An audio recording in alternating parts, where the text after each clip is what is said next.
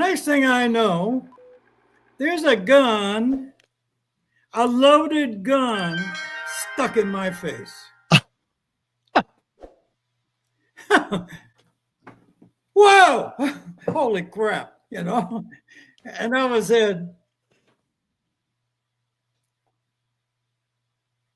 you're going to take this blankety blank car, or I'm going to blow your blankety blank head off. Whoa, shit. Today we're having a sit down with the legendary Dave Hebler, the last surviving member of Elvis Presley's Memphis Mafia. Girls were never bad without a song, so I'll keep singing a song. I'd like to respond to it in a couple of ways. Number one, I'm a little bit distressed about the total emphasis on drugs and that particular aspect of our life, Elvis's life, because it really wasn't, just that. There were a number of things. We lived with the man, We loved him, we cared for him, and I think it was reciprocal. The book very clearly, I think, demonstrates that we had nothing but total respect for the man. We wanted more than anything else to see him as he was in his prime, on the stage, just knocking him dead. Everybody, right now, Dave Hebler, right here in the hot seat. And some people might give you a bad rap or a good rap. I mean, you were part from 72, from 1972 to 1976. You were part of the Memphis Mafia, legendary Elvis Presley's guys. You were the guy. There's nobody getting closer to Elvis Presley, the king of rock and roll, than you. Am I wrong on this? No, that's true. Unfortunately, I've managed to outlive all of my friends and cohorts over the years. And I miss them, actually. Yeah. But I'm here and, and I'm telling my stories and answering questions and mostly having a good time interacting with the folks. I get an occasional, hater. And mostly I ignore them. But, I got one, about a month ago from a lady who wished that I would die soon so that I could join Sonny and Red burning in hell for eternity. And now I normally ignore the haters, but this one I couldn't let go. I mean, I couldn't, look, you weren't there. And because you weren't there, everything that you think you know is hearsay. It's secondhand information that you got from somebody who wasn't there either. So, in truth, some of what you think you know is true. And some of what you know is, kind of true, maybe. And some of what you know is just not true at all.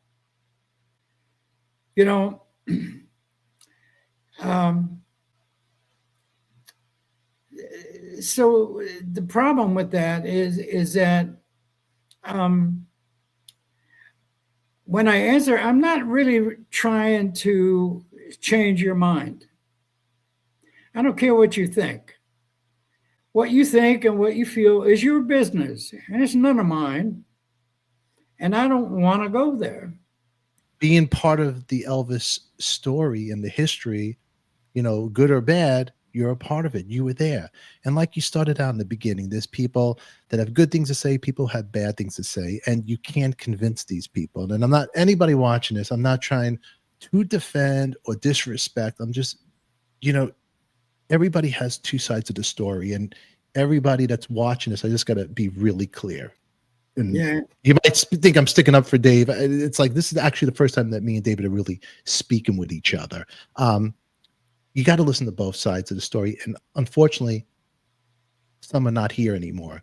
But There's no reason with the hatred that you get. The story is the story, and you have a lot of people diluting the story, and you have a man who's bigger than life. Elvis was bigger than life. Anybody watching this, you can't say bad. You know, some people get mad. I watched interviews you did. People get mad. Oh, Elvis on drugs. How dare them say that? And because people love Elvis. It's you can't say bad about something that you love. It's like we all grew up. It's like a family member.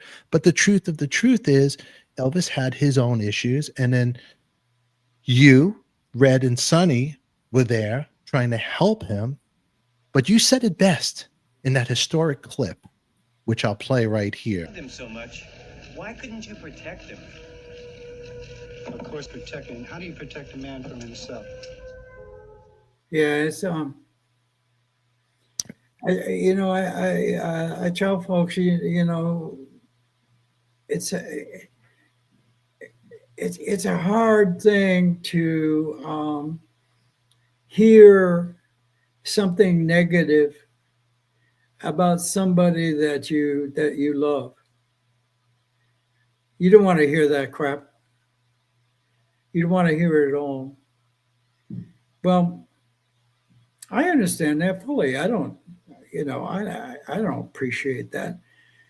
But to mindlessly hate somebody who ain't never done you a bit of harm, why would you choose to do that? And why would based on what? On secondhand information that you heard from somebody else? Why would you do that? And what does that say about you?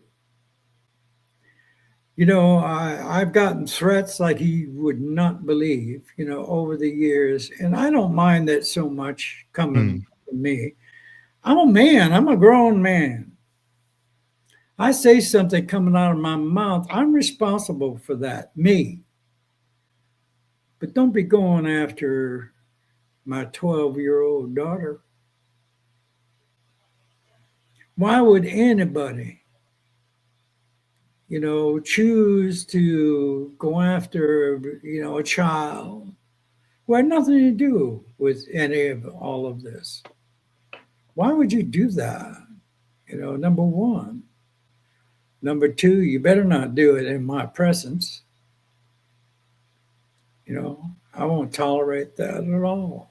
There's no way. So, take a look at yourself when you're doing that kind of thing.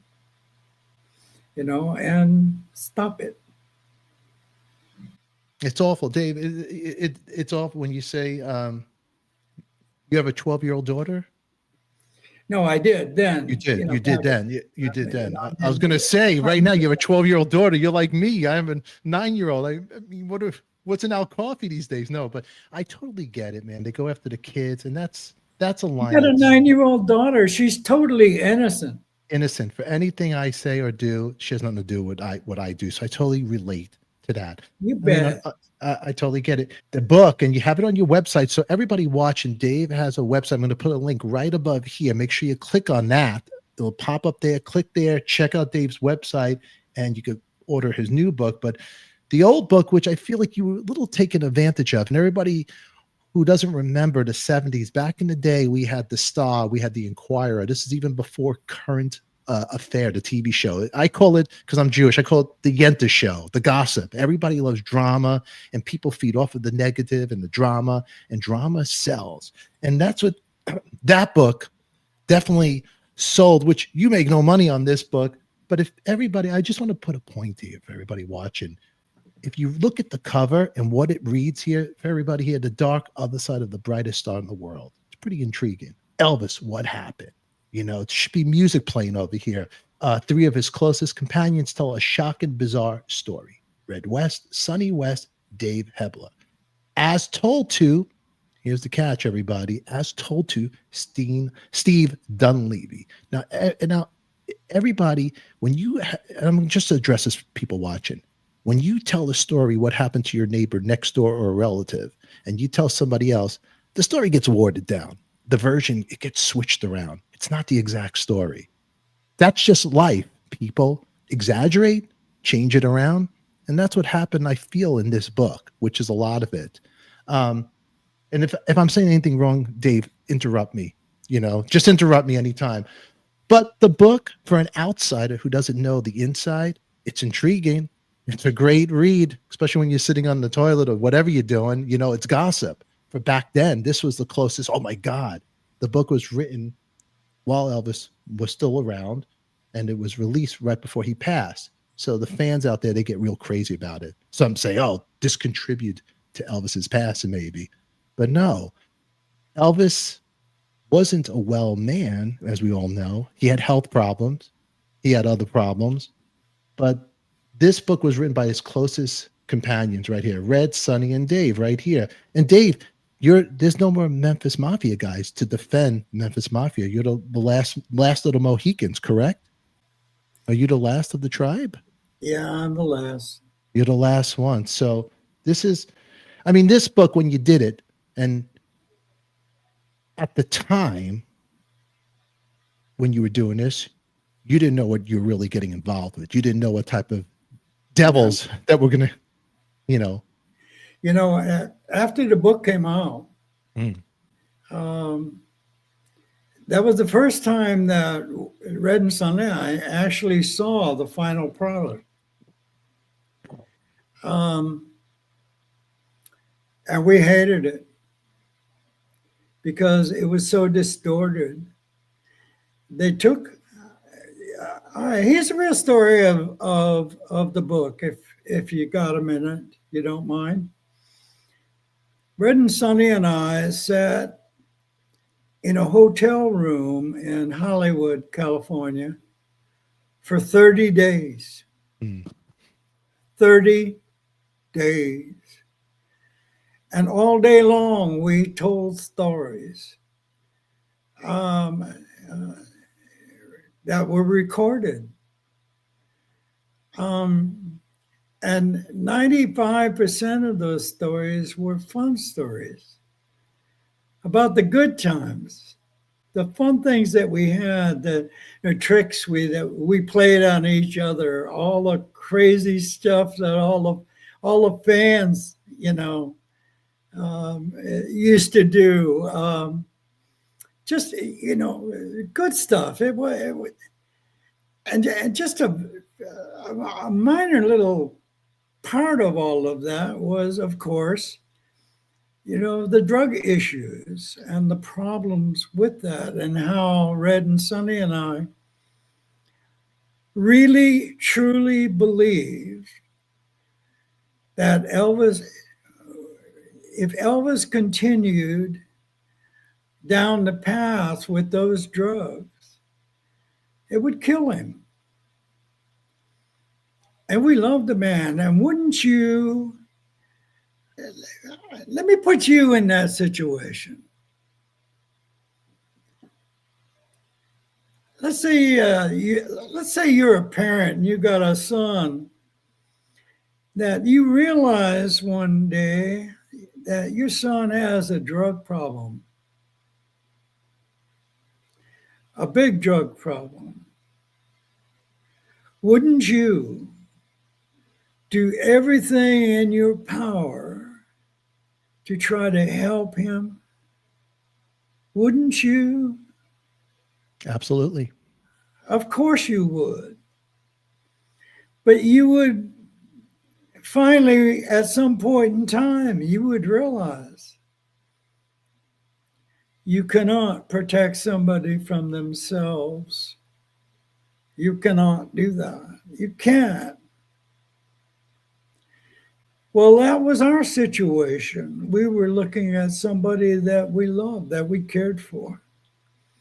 And we thought that person was going to die as a result of what he was doing. And we tried our best, to ameliorate that, to change that, to help. Yeah, when we got fired, It was a ugly issue. It was done badly, and I mean, a couple of days' notice and a week's pay, That's it. A week's pay. and we got a family to take care of. Now, I had some options. I mean, I got back in the martial arts business, but actually, I got into the counterterrorism business for about 5 years. But nevertheless, I did have some options, but Red and Sonny didn't. What are they going to do? They got family. So, were we pissed off about how that was handled? Yeah, you bet. Elvis left town on the dead of night and left it to his father to give us the big news. Do you know where he went? Where did he go? He just split town in Vegas. Where'd he go? No, I was in. I went over to Graceland that morning. I didn't know. I just went over there and I get in there and there's nobody there. And I'm going, what the heck? You know, where is everybody? And I hear over the intercom, Vernon saying, hey, Dave, come on over here. I need to talk to you. Come on over to the office. So I said, okay. So I went over there. And he hemmed and hawed around and said, we've got some financial problems that we have to deal with, and we're going to have to get rid of some of the personnel. And you're one of them. So I was fired. Did you say anything to It was Vernon? BS. No, it was a bunch of crap. I knew it was a bunch of crap. Dave, when Vernon said that to you, did you say anything to him? Did you? What's going on? I don't understand. No, I just said, no, I was a load of, I knew it was a load of crap. So I got mad. I was angry. And so I just shut my mouth. And I said, okay. So I went over and I called my wife, and I told her. And she got incensed. I mean, she was quite angry. Of course. All wives would be. And she said, you go track him down and, and talk to him. I mean, the man hired me to my face. Fire me to my face. I don't want my job back. I won't take it, even if it's offered. But at least be a man and fire me to my face. So the next day,